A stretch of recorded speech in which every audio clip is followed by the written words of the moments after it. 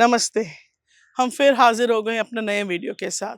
कई समय से क्रिश्चियन समुदाय को काफ़ी सतावनी का सामना करना पड़ा है। कई महीनों से हर संडे कोई ना कोई चर्च में कोई ना कोई बजरंग दल या फिर वीएचपी या कोई भी राइट विंग ऑर्गेनाइजेशन घुस के उनके पे कन्वर्जन के इल्ज़ाम लगा रही है। कई बार पुलिस की हैरेसमेंट भी वो फेस कर रहे हैं। इस सब के चलते क्रिश्चियन कम्युनिटी ने डिसाइड किया कि वो एक भव्य प्रोटेस्ट रैली ऑर्गेनाइज करेंगे, जो कि जंतर मंतर न्यू दिल्ली में 19 फरवरी को ऑर्गेनाइज की गई थी। यहाँ पे कई समुदाय के लोग, बहुत सारे डिफरेंट चर्चेस, कैथलिक्स और प्रोटेस्टेंट्स आए थे। सुनते हैं जॉन दयाल क्या इस बारे में कहना चाहते हैं। There is no let in persecution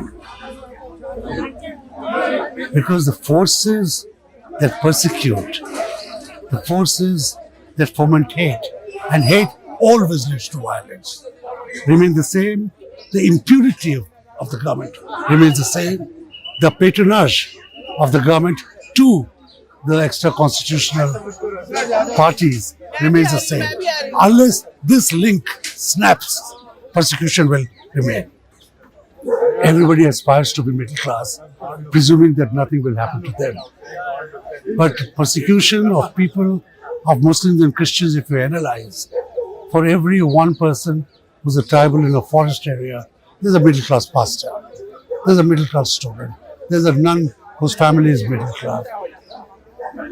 Nobody can escape the grasp of hate. It's like a poison cloud. It's like the Bhopal crowd, which rolls and leaves bodies in its wake. You can't see it, you can't smell it, but it exists and it just rolls till it's impacted you, killed you and gone by. So two things.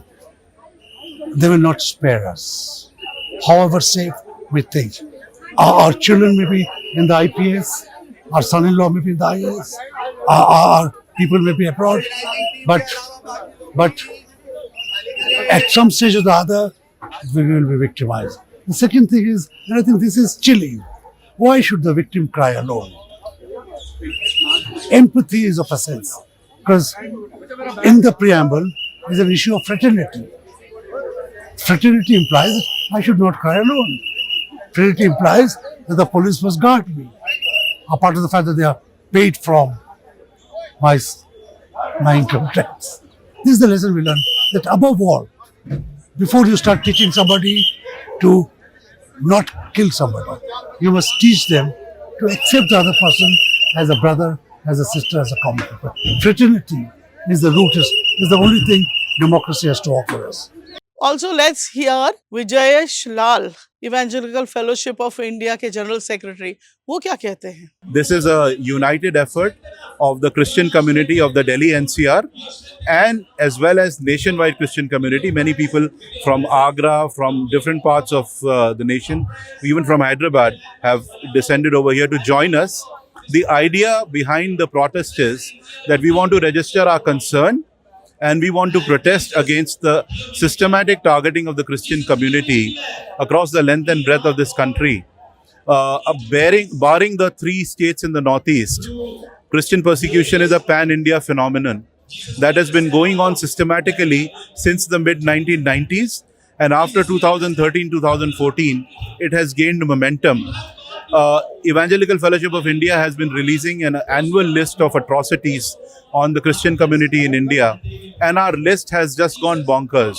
You know, normally India is such a huge country, there would be a lot of incidents and we would only get to hear a little of what has happened.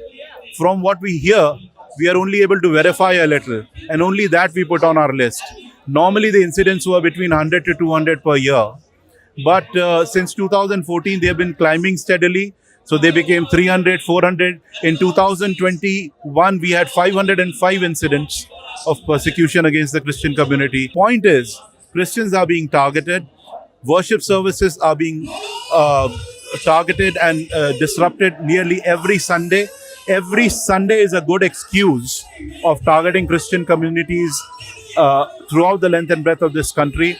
Uttar Pradesh is the state that leads it, followed by Chhattisgarh, followed by the other states like Madhya Pradesh, Maharashtra, Bihar, Jharkhand, Uttarakhand, Haryana, and the list goes on. The point of this protest is to make sure that the government hears our plight and responds in a way so that these concerns are addressed.